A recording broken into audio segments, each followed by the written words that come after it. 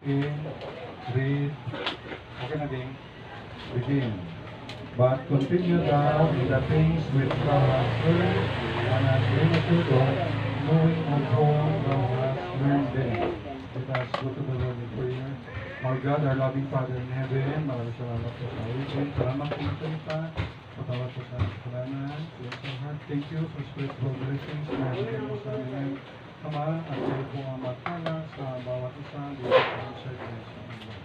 With Holy Spirit, help us, help me also. Heavenly Father, we pray in this ministry of nothing.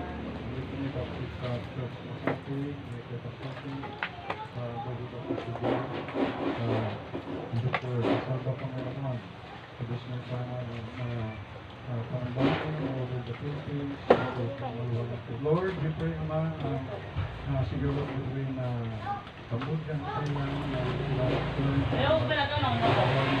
para hindi na kami kasi mga missionary doon, mga panilis na missionary Barcelona, at yung mga iba pang missionary, maging si missionary Victor Ribot sa Thailand. Ito, Lord, na hindi na mag-escalate o ginawag pa yung kanilang sigalot regarding sa boundary. Pag-ibig ang salamat po sa salamat ng Philippines. Pray for their strength, pray for their salvation and their grace people. Pray for their grace in Jesus Christ. Amen. Thank you, praise beauty. Pagkakaan mo po. Ang title ngayong araw na ito ngayon ay July 27, 2025, Continue. Ang title ngayon ay Continue. Ang sabi ng Continue ay magpatuloy. Magpatuloy na ay Continue. So, isulat ito ni Apostol Pablo kayang Timothy. Siya Timothy ay sa kayang pastor. Si Timothy ay anak siya ni Apostol Pablo sa pananampalataya.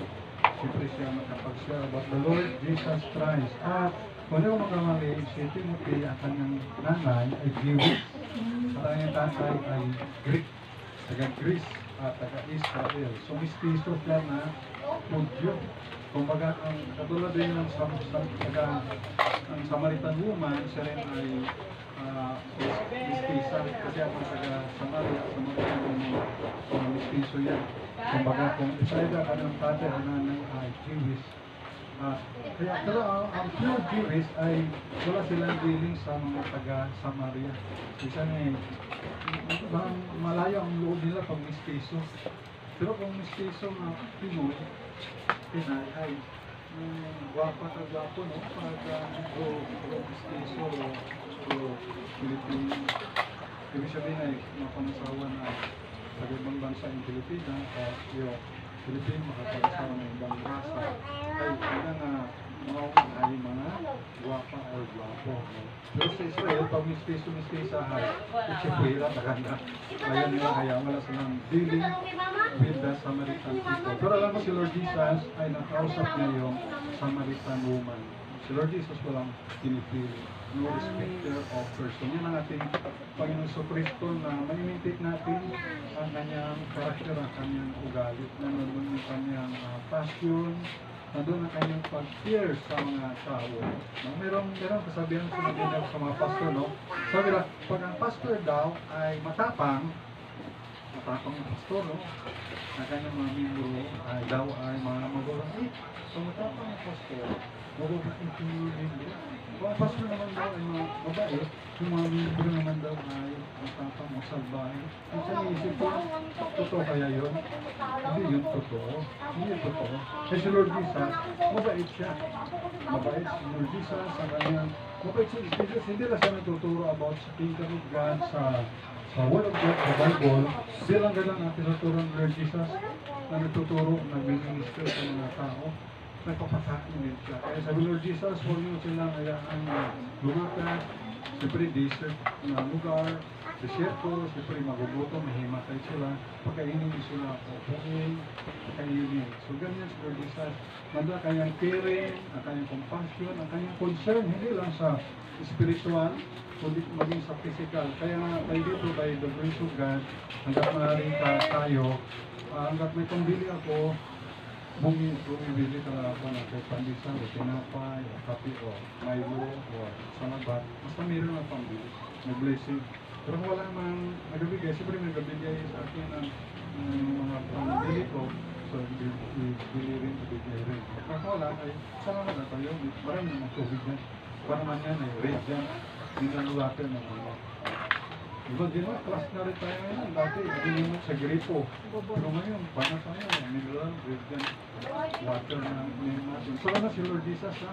Si Lord Jesus ay nang mabait siya, mabuti siya, caring siya, compassionate siya. Pero ano yung matapang yun si Lord Jesus pagdating sa mga mali na ginagawa ng mga religious leader. Halimbawa, ang mga Pariseo, mga Jewish yan, mga religious, nabihan ng Lord Jesus, yung mga Pariseo kayo ay mga, ang iyong tatay, ang iyong ama ay Diablo. Imagine, ikaw sa templo, pagkaobra, nagpagpunan, naglilingkod ka sa simbahan, sa templo. Pero pag sabihin na ni Lord Jesus, na you are of your father, the devil, ang inyong ama ay devil. Tapang si Lord Jesus, siyempre, kilala ni Lord Jesus na nasa templo nga sila, pero hindi naman sila sa Panginoon naglilingkod. Nasa templo sila kasi mga corruption. Akala nyo ang corruption ay nasa gobyerno lang. Even sa templo noong unang panahon. At sa time natin ngayon, even sa church, even Baptist church, ano corruption. Even sa, kahit anumang church yan, born again, Roman Catholic, kahit anong Protestant, may corruption. Okay? Walang perfect church. Kaya pag naghanap ka ng perfect church, ay may makita ng perfect church, huwag kang mag-join doon. Kasi pag mag-join doon, maging imperfect na yan. Bakit? Pag mag-join ako o ikaw, imperfect na yan kasi tayo ay imperfect people. Okay? So, there is no such thing as perfect church. Pero mayroon kang natawag na right church o tamang church na nagtuturo na si Jesus Christ ay Diyos. So kayo si Lord Jesus, sabi niya sa mga Pariseo, you are your father, the devil. So matapang Lord si Jesus. Even yung mga sumisimba doon sa templo, nagalit si Lord Jesus sa mga negosyante. Kanyang ipinagtaob yung mga lamisa kasi yung templo ginagawa nilang palingki. Nagbibinta sila ng mga kalapati, mga baka, mga tupa, pang-offering ba na parang kasalanan ng mga tao, mga Hudyo, mapatawad ng Diyos for 1 year. So di ba nilo? Para mapatawad yung kwan mo, yung kasalanan mo, kailangan mo mag-offer ng tupa o baka for 1 year yan. Iba pa yung daily nga offering nga, iba pero monthly, iba yung yearly pa nila. So kung apply yan sa time natin, wala tayong, may pambili siguro tayo, manok lang, kalapati. Pero baka, tupa, wala tayong pambili. Yung iba dito, may pambili yung may pera. Pero majority sa atin, hindi tayo makabili ng tupa o baka, pang-offering. Kaya salamat tayo kay Lord Jesus. Si Lord Jesus yung Lamb of God. So yung Kordero ng Diyos na nag-alis ng kasalanan ng mga tao. Tandaan natin si Lord Jesus yung nagpatawad sa lahat ng ating kasalanan.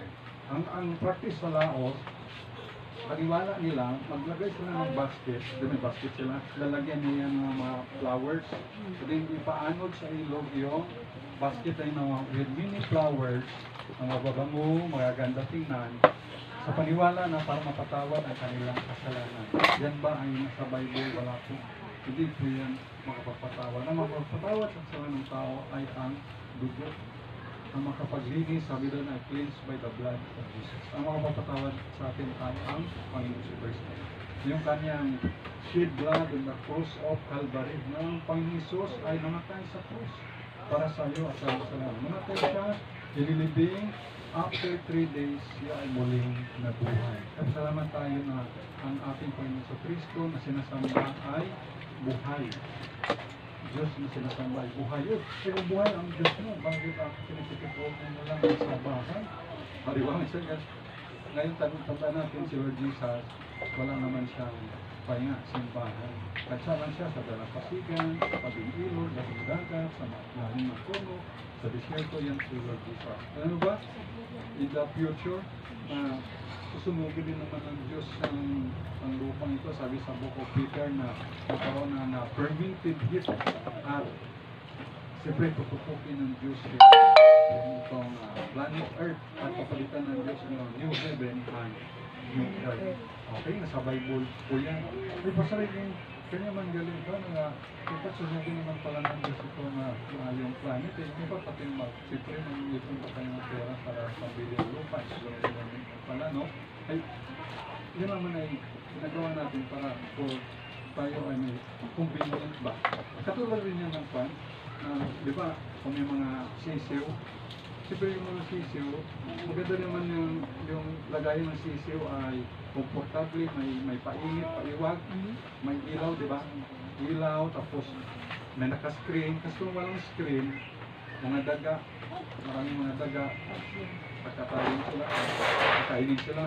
Kung walang yung ilaw, mamatay sila sa lamig o sa mga sa hangin, mga kaso. Ibig sabihin na may komportable itong bilhin. At least kahit paano tayo ito convenient, di ba tayo kumpara doon sa Missionary Kalibayan sa Zambia, Africa. Bakit doon sila sa ilalim ng puno sa Zambia, Africa, nagtitipon. Di ba na, mahirap doon lalo doon sa Haiti. O meron doon, di ba, may dati, may earthquake doon, tapos may gira dito, no? May civil war. So, yan. So, ganun ba? Ang atin naman ay convenient for convenient. Kung mayroon lang tayo resources, why not para gamitin sa Panginoon din naman. Alam niyo, ang pagkaiba, no? Pag maraming pera yung tao, at undelivered siya, unsaved siya, saan pupunta yung pera niya na million o billion? Napunta na sa casino, kung sick boy siya, kung babaero yung ibaratingan, tapos siguro, kung undelivered siya, i-invest niya rin, di ba? Kung iba rin, ang susugal niya, di ba? Pero kung deliver ka, ang pera natin ay ipa natin sa gawain ng Panginoon, pag-suporta sa church, sa missionary, pang-bayad sa kuryente. Meron hindi pa membro ng Baptist Church, binigyan kami ng gasolina. Imagine mo lang ang heart niya. Meron din, nabigyan rin siya ng 100,000 para sa lupa. Hindi pa yung membro na Baptist Church. Ibig sabihin na mayroon na siya naman sa puso para sa Panginoon. Okay? So, ganun ba? Yung bawat halaga na meron tayo ay puro lahat yan sa Panginoon, sa paglilingkod ba para sa gawain. Wala ditong tinatawag na, ay, magpapayaman. Yung iba siyang paso, magpapayaman. Pero, sa sarili ko, sa regression ba, kita naman na wala naman akong gano'n, no? Kayamanan. Hindi tayo ganito, hindi naman natin ito. Magsug na ito, manino to. Ito ang alam. Minsan nga, sumusuot sa mga patay na yung nangyari. Then, napapicture ko sa mga bata doon na humingi sa akin ng piso, pabiling tinapay. Sabi ko, ay, kasama kayo sa akin. May tinapay ako doon sa may Starbucks. Then, sisira ko muna sila ng bread of God, sila visa. Sisira ko yun. Sabi nga, maligo kayo, balik kayo dito sa Sunday. Yung ginawa ko naman ay pagka-share ko, naligo, bumalik agad. Sabi ko sa Sunday pa. So, ngayon Sunday, wala sila. Dapat siguro Domingo. Oo, Domingo. Domingo. Yan, excited sila. So, yun, no? Yan ay na-compassion na galing rin sa Panginoon Jesus. Kaya dito, sabi natin na continue, magpatuloy sa Panginoon tayo. Kaya ito si Apostol Pablo ay nagpatuloy siya sa paglilingkod. Sabi nga ni Apostol Pablo ay fought a good fight, I finished the course. Diba? Sabi nga doon sa nabanggit niya sa mga official. Kaya pasalamat tayo na itong si Timothy na advise ni Apostol Pablo na continue daw in the things which thou hast learned and natutunan and hast been assured knowing of all thou hast learned them. And sa may seeing na Twitter neither wins and winner neither quit. Before you plan to quit, plan to stay. Pero alam niyo, kilala dito si Josh M. blackout sa first Baptist Church. Ang church nila yan, largest Sunday school sa Amerika. Ang attendance nila yan sa aming pagkama ng mga 30,000. Pinasilayan sa Amerika mo, mga 30,000. Nalawak doon. Ang laki naman kasi ng Amerika. Ang Amerika siguro mga 39 times siguro na Philippines. Ang United States of America, o tama, Philippines ang North America. Ang United States of America ay hindi mo naman 39 sa Philippines. Or more than that, no? Hindi imagine. So, with that guys, mayroon tayong na-advise, discourage sa kasi nga naman po. Pero mayroon na-advise doon na hindi ko naman, it's either si Little Person o si Ken Rice. At sila muna ay kumain, nag-seek sa ng advice. At kumain sila, tapos kikikain na sila. Pagkatapos, mapakinggan na sila ng jacket ng maraming mahaba na mga encouragement para ano sabi mo sa kanya ay stay. Dahil lang, dahil ang backward lang, stay lang. At nag-stay siya at by God's grace ay nag-minister sila, following, may mga bus minister sila. From Indiana, susundok ko sila doon sa Chicago area. Kumbaga, ang galing sa Cambodia, sundok ako doon sa Vietnam, sa Thailand, mga ganun ba? Yeah. So, dito naman tayo ka sundo o kasa ng mga maraming limited ating area, ating space.